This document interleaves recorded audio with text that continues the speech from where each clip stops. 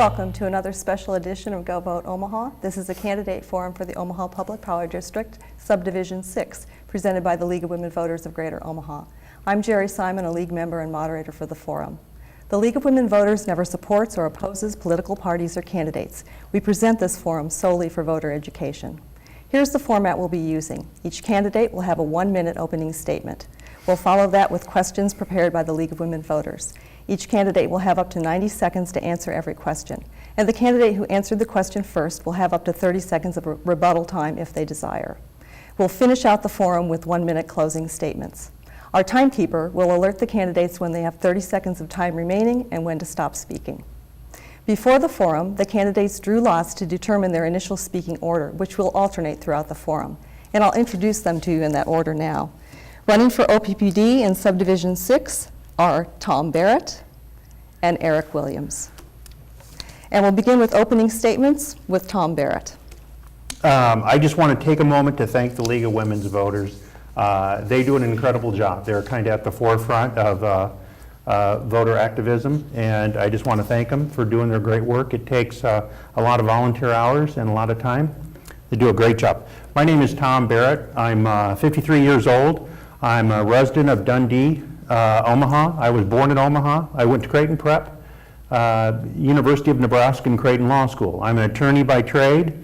I'm a stay-at-home dad, and currently I've been with the OPPD for the last 5 years. What I've done as a board member, I got on it because of my kids, and I'm sorry I'm rushed. I know my times. My job is to keep the rates low, is to manage for a healthy environment, and add transparency and provide economic growth. And we've done that in those areas in the last 5 years. We've had innovation, and in renewable energies, we've gone from 10% to 33%. Thank you. Eric Williams.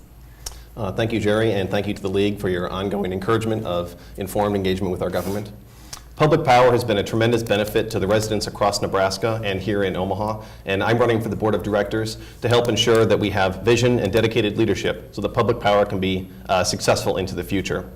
I believe that I have the experience, leadership, and vision needed to help guide OPPD into an uncertain but potentially beneficial future. I support 3 main areas: fair rates for the ratepayers, improved public engagement with all members of our community, and investing in new energy market opportunities like clean energy, energy efficiency, and smart grid technology. So I appreciate the opportunity to speak here, and I look forward to the questions this evening. Okay, thank you. Now we'll go right to the questions, and the first one will go to Eric. It is, California has set a goal of 100% clean energy production by 2045. OPPD has said it will be at 50% renewable energy by 2020. Is that enough? What do you think is a realistic generation goal for renewable energy in the next 5, 10, and 20 years? Yeah, the amount of wind energy that has come online in the last several years in OPPD and across Nebraska does help to replace those fossil fuels that we've used in the past. But I would like to see increased clean energy to help continue to provide diversity in our power supply and reduce the emissions that can damage our air and water. So I would like to see us continue to strive past 50%, 80%. Getting to 100% clean energy is extremely challenging, but I think it is a goal we should look at in the long-term future. There are new technologies coming online. Wind, solar, biomass, storage technologies are all rapidly improving. And so those will provide additional opportunities for value stacking of that clean energy in the future so that we can meet the demands as well as providing a cost-effective delivery of power to the ratepayers in our territory.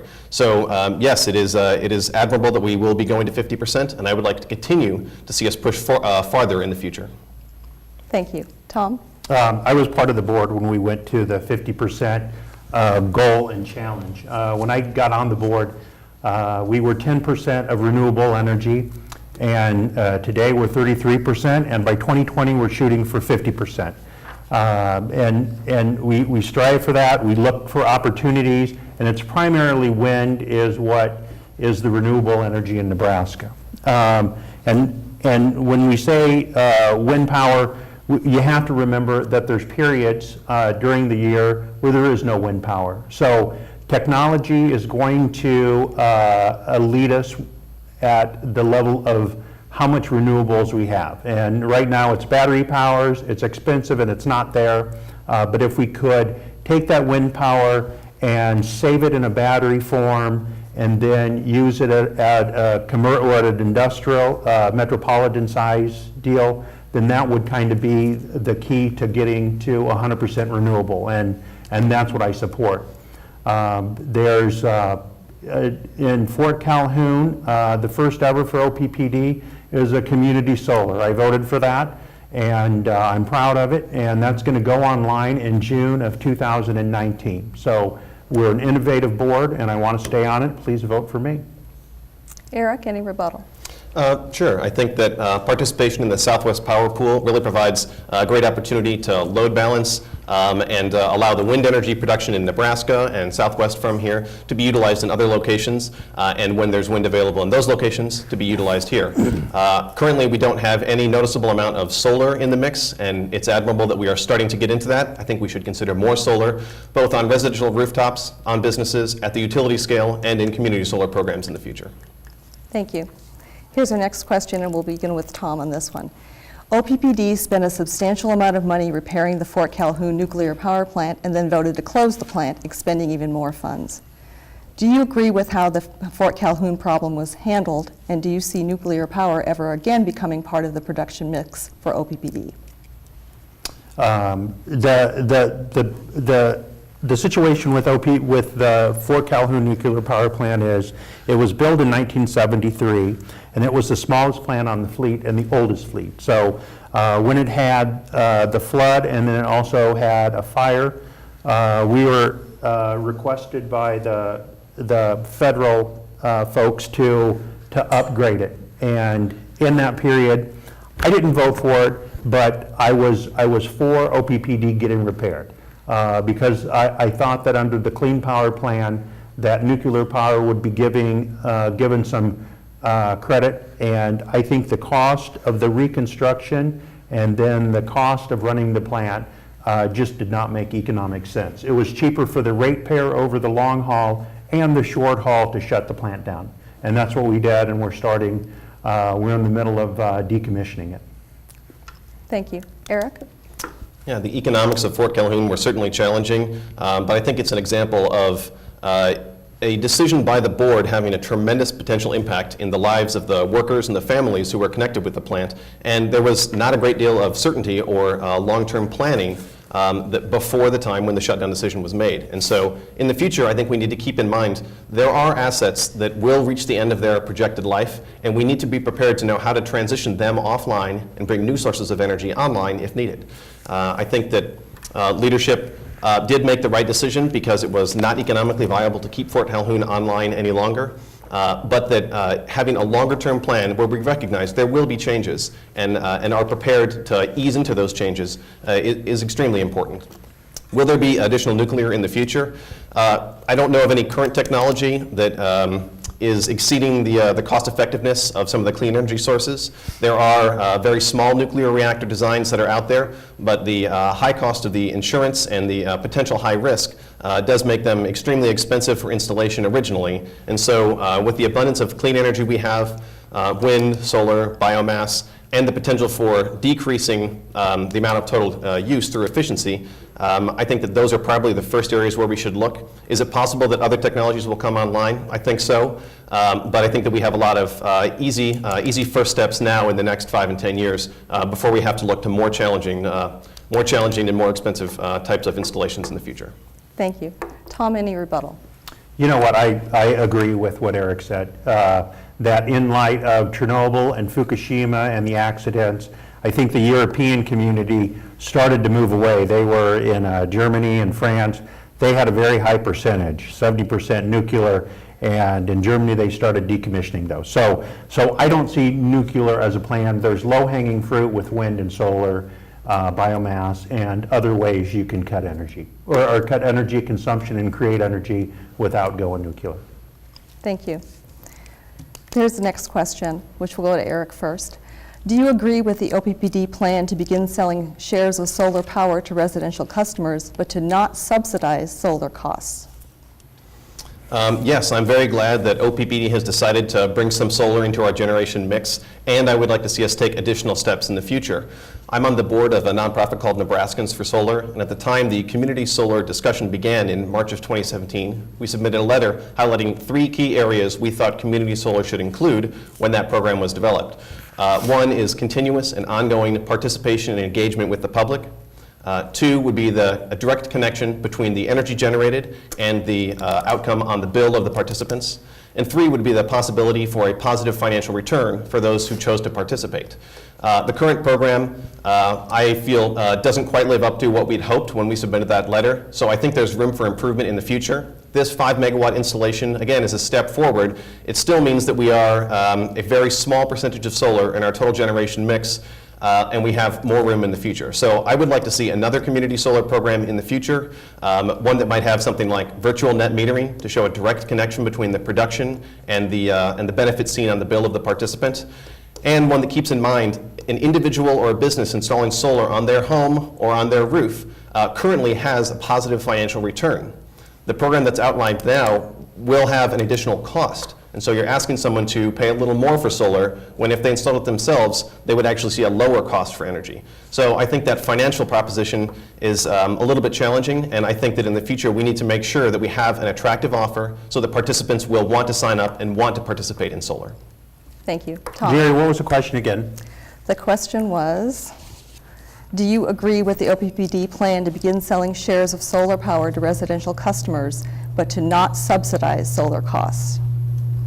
I do, because I voted for it, and I would vote for it again. What they're trying to do is, instead of spreading the cost of the solar community or the solar farm by trying to make everybody pay for it, they're making people who have a great interest in solar, like myself and Eric, who think it's a viable option, is to put their money where their mouth is, and basically say, if you're that interested, then you pay for it. Because there's other customers out there who they either don't know the benefits, or they don't care, or they just want their energy cheap. So we're not going to take the cost from a project and saddle everybody with it. We're going to try to do it with the people who are interested. Right now, it's our first solar project, and it's the first step in a long journey. Thank you. Thank you. Any rebuttal, Eric? Yeah, like I said, I do support solar energy, and in fact, I have solar on my own home installed about 4 years ago. I was very fortunate to be able to afford that installation. There are others who might have tree cover, or might live in an apartment, or who might not be able to install solar directly, and so a community solar program is very beneficial for them. But again, I want to make sure that it is financially viable, so that when people decide that they'd like to participate, that it is a reasonable thing, that you're not asking them to pay more just to participate in that clean energy program. There are low and moderate income households that don't have the ability to make that decision, and so I think we need to keep that in mind when we develop future community solar programs. Thank you. Here's our next question. Is OPPD adequately prepared for climate change? What's the board's responsibility on the issue, and is legislation needed in the unicameral to address the climate change, such as a statewide climate plan? And we'll begin with Tom. We are working. I think everybody on the OPPD board believes that in global warming and climate change. And they all believe that it is caused by man and the burning of carbon and coal and vehicles and everything put together is causing it. So I think with our plan to be 50% renewable, I think that's a giant step in the right direction. I think 10 years ago, if you would have asked OPPD to do that, I think that would have been impossible. But with the leadership of Tim Burke and the board and many other people, I think they have a vision, the initiative to get stuff done. Thank you. Eric. Since about the middle 1980s, the scientific community has been very clear that climate change is happening. It is caused primarily by human activity. The consequences will be severe, and we need to take immediate and direct action. Currently, OPPD does not have any official policy on climate change, and I think they should. The strategic directives are determined by the board and guide most of the actions of the utility. And currently, Strategic Directive 7 on the environment is being reconsidered and may be up for a vote in the next couple months. I'm hopeful that a consideration of climate change, particularly some accounting of the amount of carbon emissions, will be included so that we can start to understand what are the consequences of the current generation and what might be the potential benefits of cleaner generation in the future. There's a couple different ways to measure the potential impacts on climate change. You can measure just the percentage of total renewables in the generation mix. You can measure the percentage of positive outcomes like GDP relative to the carbon emissions, or you can measure just the straight carbon emissions themselves. And those get more difficult in that order. And so I think we should have measurements of each of those, and then we should know what are our current impacts and what should be the goals as we look to the future to try and decrease those impacts while providing positive outcomes. Climate change is a serious challenge. I consider it to be the defining challenge of our lives. And I've spent the last 10 years working in my professional life, my community service, and personally to reduce my own impacts. And I would like to bring that same dedication to the board to encourage OPPD to have a comprehensive and focused vision on climate change into the future. Thank you. Tom, any rebuttal? Yeah, I agree with Eric that climate change, global warming, the rise of the sea levels is going to be in the year or in this century probably the biggest challenge, and it's going to take everybody in the globe to make it slow down. So, Thank you. Our next question. How important are energy efficiency programs and decreasing overall demand for OPPD's future? And we'll start with Eric. From 2010 until 2013, I was the technical program coordinator for an energy efficiency program run out of the city of Omaha and the city of Lincoln. And we focused on energy evaluations in homes and businesses, and then making cost-effective energy upgrades like air sealing, insulation, efficient lighting, and replacing mechanical systems when that was needed. And so in the industry, the term efficiency first is extremely common. It's great to produce energy from clean sources, but the first step is always to identify how much energy are you using, and then decrease that use so that you can have a right-sized, clean energy generation system. If you imagine a boat, if there's a hole in the bottom of the boat, the first step isn't to put on a bigger motor. The first step is to plug the hole in the boat and then decide how you're going to continue moving forward. So energy efficiency is extremely cost effective. It provides good local jobs that can't be outsourced, that can be high paying, and that Metropolitan Community College and other educational institutes are prepared to teach people the skills needed. And so I think we should focus again on efficiency both in homes and businesses. At the conclusion of the grant funding that paid for the Office of Sustainable Development where I worked, the City of Omaha and OPPD decided not to continue that program, and that was disappointing to me, and I would like to see an increased focus on energy efficiency and incentives for people to make those choices in their homes and businesses. Thank you. Tom. John Green, who was a former board member, told me one time when I was running for this position 6 years ago, he said, the cheapest kilowatt is the kilowatt of energy that's never used. And that means that energy efficiency should be king in the community. I myself live about 3 blocks from Eric, and my house is 101 years old, and I've spent the last 17 years re-insulating, sealing holes, sealing cracks, redoing everything. It feels like it's a love-hate relationship, but we won't go into that because this isn't the forum.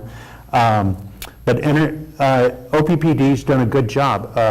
They have when you get rid of your air conditioner, they'll give you a rebate of $350 to get a more efficient one. And the difference between an efficient one currently and an inefficient one that's 20 years old is amazing. They also have a Nest program where you can regulate and your house can think using smart grid technology to regulate the temperature of your house when you're sleeping or when you're not there. There's also an automatic AC shutoff program that's been wildly popular with OPPD programs. These have all started in the last 6 years, and energy efficiency is an added aspect. If you don't have to make the power, if you don't use the power, you don't have to make it. So that's kind of the key. Thank you. Eric, rebuttal? Yeah, we have taken some, what I would call baby steps in encouraging energy efficiency so far, but I do think we are falling behind other cities. The Nest thermostat or smart thermostat program that OPPD has, I have one at home, I'll be installing it, but that same program was available in Austin in 2012 when I was working on energy efficiency in homes and businesses. So we need to be on the cutting edge of understanding what are ways to have pilot programs and develop new policies that will help encourage efficiency to reduce peak demand in the summer, in the afternoon when it's most expensive, but also to help people save energy and save money in their homes and businesses. Thank you. Our next question. What's the one thing you would urge the OPPD board to do differently? Why and how? And we'll start with Tom.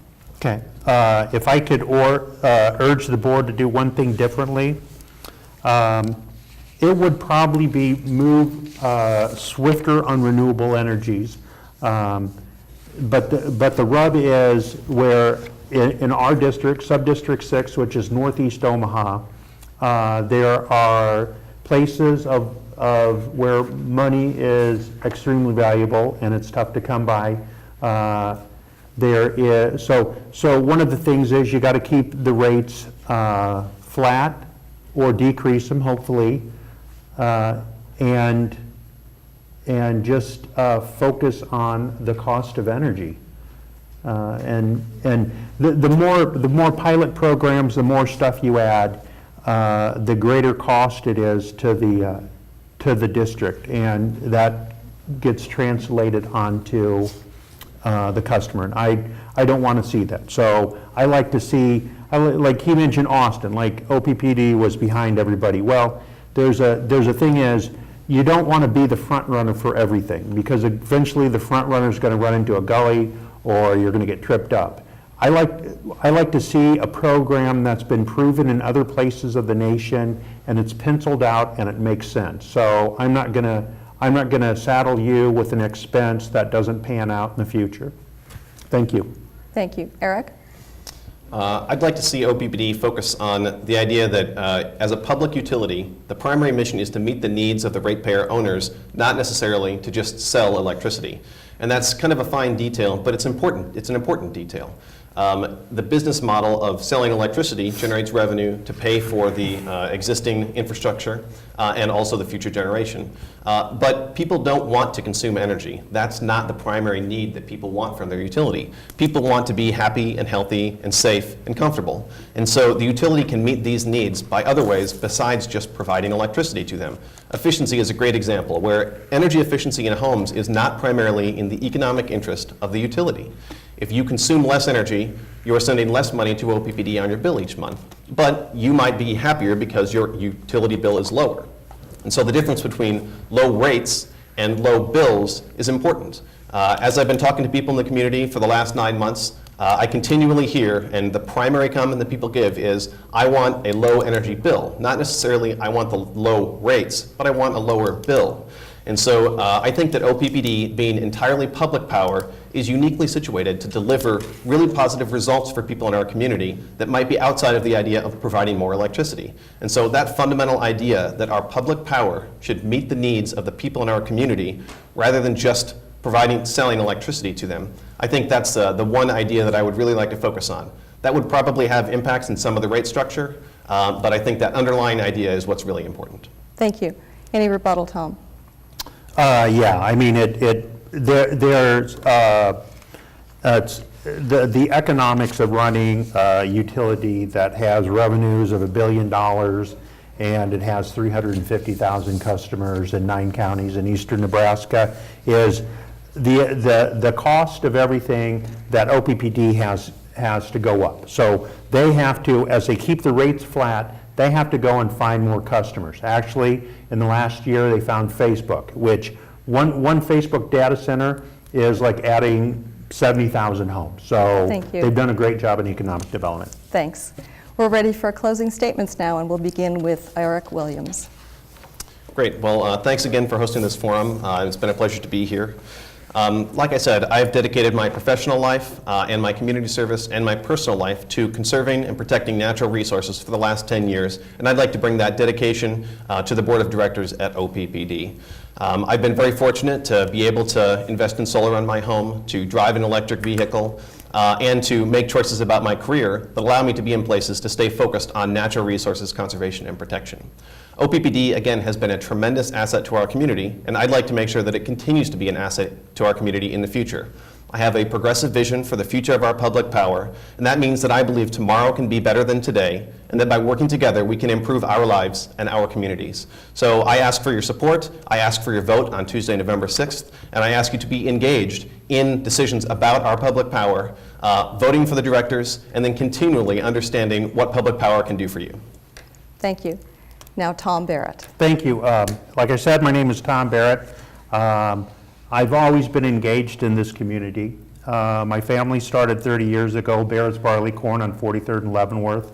My wife is the executive director of Nebraska Loves Public Schools. We live public service at home, and we work hard for it. I got into this race because of my 3 daughters. 2 of them are in grade school, one's in high school. I could see that OPPD had kind of lost its direction on a healthy environment and transparency, and I wanted to change that. So that's why I got in the race, and I've been there 5 years, and I asked for another term, and I think we're headed in the right direction, and I think we have the right leadership management team, and I want to stay on the board. So I ask for your vote in Northeast Omaha, Subdivision 6. Thank you. Thank you. Well, that concludes our forum for OPPD Subdivision 6. We'd like to thank both the candidates for participating in the forum with us.